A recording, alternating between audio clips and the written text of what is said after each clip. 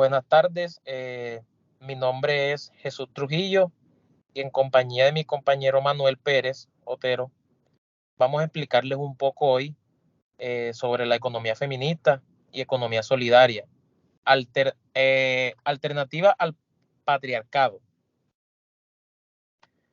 Introducción. La economía feminista y solidaria es una corriente de pensamiento y acción que surge como una crítica al modelo económico hegemónico, capitalista, patriarcal y neocolonial, que ha generado desigualdades sociales, económicas y ambientales en todo el mundo. Esta perspectiva considera que las desigualdades de género, clase y raza son interdependientes y se reflejan en la economía, afectando a la distribución de recursos, a las oportunidades laborales y a la valoración del trabajo no remunerado, especialmente el trabajo doméstico y de cuidados. La economía feminista y solidaria propone una transformación del sistema económico y social a través de la creación de alternativas económicas basadas en la cooperación, la solidaridad, el cuidado mutuo y el respeto por los derechos humanos y el medio ambiente. En esta presentación se tendrá lugar a la economía feminista, social y solidaria, las capacidades colectivas y el desarrollo humano local. Crítica feminista a la economía dominante. La economía feminista alcanza su mayor desarrollo y fuerza moral en la segunda mitad del siglo XX, inspirando marcos normativos que buscan alternativas a la dominación patriarcal y al capitalismo. Su crítica a la teoría y práctica de la economía dominante se centra en el carácter patriarcal y racionalidad utilitarista que subyace a la teoría económica, sobre todo la neoclásica. En su crítica, el feminismo puso su atención en el papel económico que cumplen los hogares y las familias como instituciones orientadas por el principio de la subsistencia y en los procesos que se despliegan a su interior, tanto en la producción directa de bienes y servicios no mercantiles como en la distribución, el intercambio no mercantil y el consumo, sin los cuales no es imaginable la producción de la propia economía, las y los productores, pero también identificó los hogares como espacios de producción, de relaciones sociales, de poder, de conflicto y cooperación, al señalar cómo el sexo, la edad y la clase social estructuran la división del trabajo y las identidades de género, generación y clase, con efectos dentro y fuera del hogar. Bueno, con base a lo anterior, puedo resumir las críticas feministas a la economía dominante o neoclásica en los siguientes elementos. La visión de la economía restringida al circuito meramente mercantil, que ignora e invisibiliza los trabajos que se realizan en las familias y en la comunidad. La negación, por tanto, de la importancia de los marcos normativos subjetivos, roles sociales, hábitos, costumbres, prácticas de poder, etcétera. Bueno, la economía feminista hace una crítica al androcentrismo de la economía dominante, que considera al hombre blanco como un sujeto universal. También cuestiona la reducción de la economía a lo que tienen un equivalente monetario y circula en el mercado. Esto hace que el pensamiento económico dominante restrinja el trabajo al empleo, ocultando la dependencia del trabajo asalariado, del trabajo doméstico y de los cuidados. La dinámica y las relaciones de poder de la división sexual, racial e internacional del trabajo también resultan invisibles.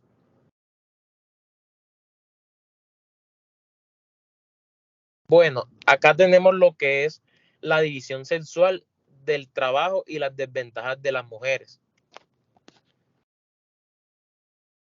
La mayoría de las investigaciones muestran a las mujeres como responsables mayoritarias de los trabajos domésticos y de cuidados no remunerados, sobre todo en los sectores populares de bajos ingresos. Las evidencias de las 2 últimas décadas señalan que se ha acrecentado y acelerado la inserción laboral de las mujeres en los mercados sin que se haya producido un cambio significativo en la distribución del trabajo doméstico y de cuidado en los hogares. Esta situación repercute en el empobrecimiento relativo de las mujeres y en la reproducción de su desigualdad por sus formas de inserción laboral en los mercados y por los efectos en su participación política, en la educación y en otros espacios sociales. En su inserción laboral por el lado de la oferta de trabajo, las mujeres presentan desventajas relativas en su formación profesional y capacitación técnica por las dificultades que enfrentan para conciliar trabajo doméstico, educación, participación políticas u otras actividades.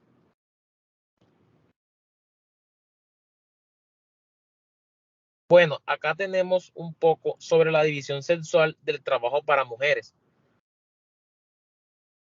Bueno, acá tenemos lo que es una menor o a veces nula autonomía económica. Tenemos lo que es la naturalización de la doble jornada, diferencias salariales en cuanto a comparación con los hombres, proliferación del trabajo informal, desigual ejercicio de responsabilidades familiares, acceso a puestos de menor jerarquía. Bueno, acá tenemos lo que son las desventajas de las mujeres en la división sexual del trabajo. Esto es un poco sobre los estudios de caso que se han realizado. Bueno, en el siguiente estudio de casos podemos notar cómo el rol de las mujeres en todos los ámbitos es denigrado, hasta el punto que un 81.3% se han sentido discriminadas por el simple hecho de ser mujeres. Bueno, acá tenemos en el rol de los porcentajes, encontramos lo que son los menores sueldos de la misma categoría. Eso están en un 30.8%.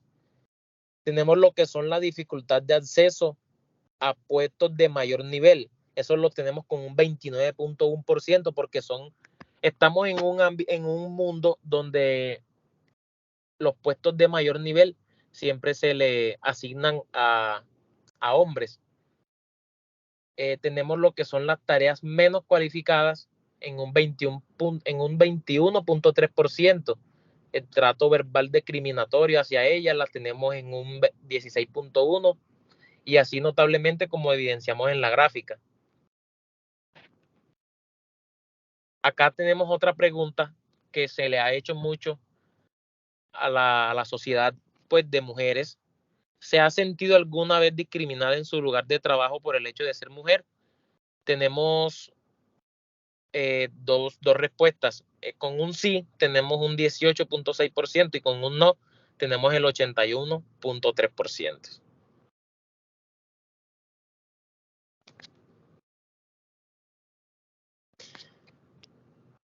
Bueno, esta situación repercute en el empobrecimiento relativo de las mujeres y en la reproducción de su desigualdad por sus formas de inserción laboral en los mercados y por los efectos en su participación política, en la educación y otros espacios.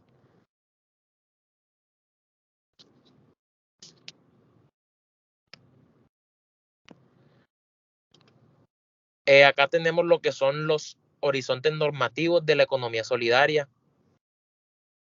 Tenemos lo que son la ley 454 de 1958, donde encontramos el marco conceptual del desarrollo empresarial y la educación solidaria del artículo 2 al artículo 26 de la ley. Bueno, tenemos también la directiva 031 del 2000, Unidad Administrativa Especial de la Economía Solidaria. Tenemos lo que es la resolución 00194 del 2001, que son los que impartan educación solidaria debe acreditarse ante la UAEDES. Formación de los consejos pedagógicos del sector solidario. Serán orientados y dirigidos por la unidad administrativa mencionada.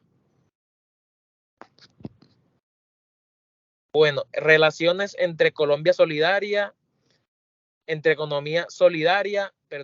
y economía feminista. En cuanto a sus fundamentos conceptuales, la economía feminista y la economía solidaria constituyen una crítica a los supuestos de la economía neoclásica dominante. Ambas critican esta economía por su restricción al mercado autorregulador como único principio organizador de las actividades económicas. Ambas perspectivas ponen de manifiesto el arraigo social de la economía en las instituciones familiares y domésticas, las que no son gobernadas por principios que trascienden la mera lógica utilitaria inherente al mecanismo del mercado que invoca su expansión a toda producción, capacidad humana, a la naturaleza y a las relaciones sociales, incluidos los afectos, el cuidado o la cultura. También comparten el principio de equidad como objetivo político de las luchas feministas y del movimiento de la economía solidaria. La economía solidaria se enfoca en la creación de empresas y organizaciones que buscan generar empleo y riqueza de manera sostenible y justa, promoviendo la cooperación y la solidaridad entre sus miembros. Por su parte, la economía feminista se centra en la visibilización y valoración del trabajo de cuidado que históricamente ha sido realizado mayoritariamente por mujeres y ha sido desvalorizado en la economía convencional. Bueno, acá encontramos un poco sobre lo que es la economía solidaria y feministas. Tenemos las relaciones que ellas tienen. Ambas colocan la sostenibilidad y reproducción ampliada de la vida humana y natural como su finalidad y destacan la interrelación entre producción y reproducción entre lo público y lo privado. Ambas economías hacen visible e inevitable analizar las tensiones entre el trabajo generador de ingresos y la vida familiar como ámbito de producción de bienes y servicios para el consumo propio y de reproducción de la vida humana. Ambas corrientes económicas ponen en cuestión el modelo económico dominante, basado en el crecimiento ilimitado, la competencia y el lucro, y proponen alternativas más humanas, solidarias y sostenibles. Bueno, acá encontramos que ambas tienen interés en la justicia social, la sostenibilidad y la lucha contra el patriarcado. También tenemos ambas corrientes económicas se complementan mutuamente en la lucha por una economía más justa e igualitaria. Desafíos de la desnaturalización de la división de trabajo a modo de cierre. Se ha afirmado que el problema de inequidad de género radica en la institucionalización de la división sexual del trabajo y que su desnaturalización en la esfera productiva y reproductiva es fundamental para cualquier esfuerzo y acción orientados al cambio hacia una sociedad justa, equitativa y democrática. En ese camino, una importante alternativa para potenciar la solidaridad de cara a la desnaturalización de la división sexual del trabajo presenta dos niveles de acción. Por la vía de desfamiliarización del cuidado mediante las políticas sociales a nivel macro y por la vía de fortalecer la solidaridad en las estructuras familiares y económicas asociativas con vistas a horizontes alternativos a nivel micro. Se ha afirmado que el problema de inequidad de género radica en la institucionalización de división sexual de trabajo, en la esfera reproductiva y producción fundamental para cualquier esfuerzo y acción orientados al cambio hacia una sociedad justa, equitativa y democrática. Bueno, acá tenemos una frase de Blanca Crespo que nos dice que la economía solo será solidaria si es feminista.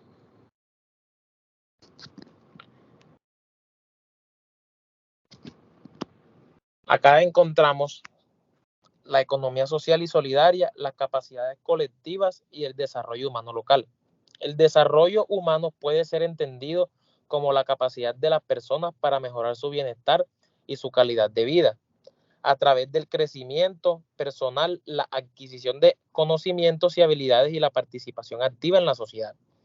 En este sentido, el desarrollo humano se refiere a una amplia gama de aspectos que incluyen la salud, la educación, el empleo, la seguridad, la igualdad de oportunidades, la justicia social y el respeto a los derechos humanos.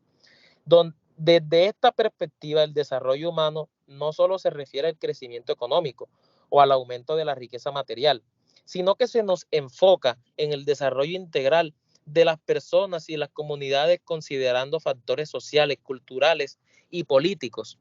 En este sentido, el desarrollo humano implica el fortalecimiento de las capacidades y oportunidades de las personas para que puedan tomar decisiones y actuar de manera autónoma, participar activamente en la sociedad y mejorar su bienestar y calidad de vida. Acá tenemos el desarrollo humano como capacidad. Encontramos lo que son las dimensiones del desarrollo humano. Mejoran las capacidades humanas. ¿Cómo así? Una vida larga y saludable, conocimientos, un nivel de vida digno. Tenemos por otro lado que crean condiciones para el desarrollo. ¿Cómo así? Participación en la vida política y en la comunidad, sostenibilidad ambiental, seguridad humana y de los derechos, igualdad de género. Encontramos acá la economía social y solidaria y las capacidades colectivas. Encontramos la economía social solidaria, desarrollo territorial, servicio a la comunidad, viabilidad y sostenibilidad. Encontramos lo que es la solidaridad, uso de tecnologías, la democracia, independencia, uso adecuado y recursos y cuidado del medio ambiente. Encontramos también lo que es un beneficio colectivo y equitativo. Acá tenemos una frase que nos dice, la verdadera riqueza de una nación está en su gente. Sin lugar a dudas, el objetivo básico del desarrollo es aumentar las libertades humanas en un proceso que puede expandir las capacidades personales, toda vez que amplía las alternativas disponibles para que la gente viva una vida plena y creativa. Acá tenemos lo que es el compromiso e identidad colectiva. La primera de ellas es el compromiso y atracción, que la consideran como fundamental. Se refiere a la capacidad de comprometerse y participar en el desarrollo de las actividades, a la capacidad de las organizaciones de crear y potenciar espacios por sí mismos, de tener convicción, determinación e identidad colectiva. Promueve la participación de las personas en sus organizaciones, afirma y defiende su derecho a estar bien informadas, lo que mejora la capacidad de sus miembros para comprometerse y participar en el desarrollo de las actividades, a dotarse de mayores estímulos para el trabajo diario, para pensar en el futuro de manera colectiva, para consolidar esa identidad colectiva, una identidad que permitirá relacionarse desde la autoafirmación como organización y sobrevivir en el contexto y en relación con otros actores. Tenemos la capacidad para relacionarse y conseguir apoyo y recursos. La capacidad de relacionarse, conseguir apoyos y recursos se considera fundamentalmente para sobrevivir en un determinado contexto y en relación con otros actores. Desde esta perspectiva, la capacidad no solo se refiere al logro de resultados, sino de ser capaces de crear y de mantener las necesarias relaciones para que la organización pueda sobrevivir. La economía social y solidaria surge desde el territorio de sus gentes y sus organizaciones y solamente se puede entender desde esa perspectiva y en ese sentido presenta importantes coincidencias con el desarrollo local, aunque al mismo tiempo también algunas diferencias como una concepción del desarrollo no vinculado al crecimiento económico, el papel y la relevancia de lo local frente a la inserción internacional, la no existencia de fines de lucro o el sentido de la cooperación entre las organizaciones, la necesidad de adaptarse y renovarse. La cuarta de las capacidades, adaptación y autorrenovación, tiene que ver con la capacidad de hacer frente a contextos de cambio. Muchas veces en estas situaciones en situaciones muy difíciles se relaciona con la capacidad de aprendizaje individual y colectivo, con la capacidad de fomentar el diálogo interno, con resituar y reconfigurar a la organización a la búsqueda de nuevas ideas y de nuevos caminos por donde transitar. Tenemos lo que son gestionar la tensión entre diversidad y coherencia. Esta variedad de iniciativas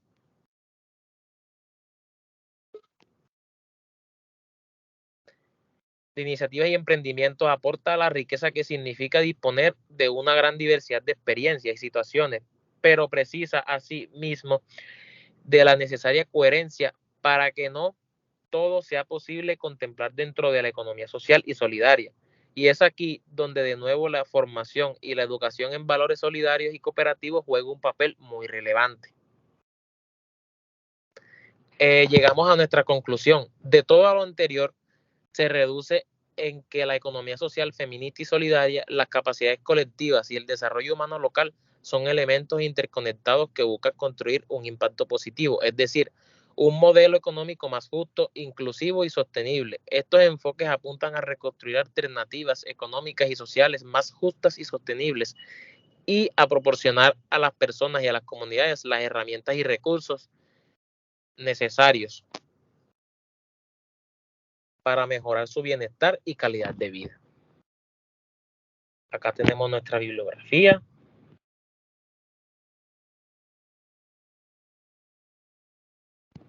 Muchas gracias por su atención.